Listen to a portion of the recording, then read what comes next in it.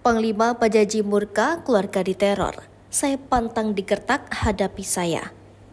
Buntut dari sikapnya yang berseberangan dengan Panglima Jila dan menentang pembangunan IKN, keluarga Panglima Pajaji mendapatkan teror.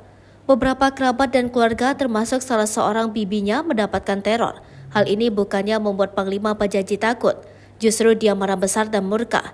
Sebab baginya suara yang ia suarakan merupakan sebagian besar dari jerit hati masyarakat Dayak.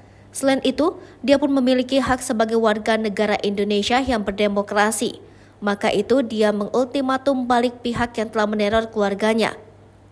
Ingat, Anda jangan menakut-nakuti saya. Anda jangan menggertak saya pantang untuk ditakut-takuti, ucapnya. Dia pun mengaku pantang digertak, karena justru membuat dia marah. Jika Anda hebat, maka hadapi saya dimanapun, ujarnya. Meski dia tidak ingin menuduh siapapun, namun Panglima Pajaji juga memberikan pernyataan keras kepada Panglima Jila. Diakuinya, dia menghormati Panglima Jila, dia sebenarnya dulu membela mati-matian Panglima Jila. Namun, kini sikapnya sudah berseberangan dengan dirinya. Hal itu tampak dalam video viral yang dibagikan akun Instagram, Kami Dayak Kalbar. Panglima Pajaji menyebutkan jika pembangunan IKN belum final. Selain itu, ia juga mengingatkan Panglima Jila bahwa tidak berhak untuk melarang pendapat masyarakat Indonesia. Panglima Jila, Anda mengatakan IKN itu sudah final. Itu belum final, tegas Panglima Pajaji. Menurut dia, negara Indonesia negara demokrasi. Seperti orang, setiap insan, setiap manusia yang ada di NKRI ini berhak menyampaikan pendapatnya masing-masing.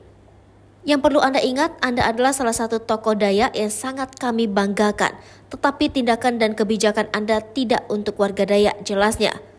Pernyataan ini juga ia sampaikan kepada Presiden Jokowi. Dirinya menyebutkan terdapat sejumlah alasan penolakan pembangunan IKN di Kalimantan.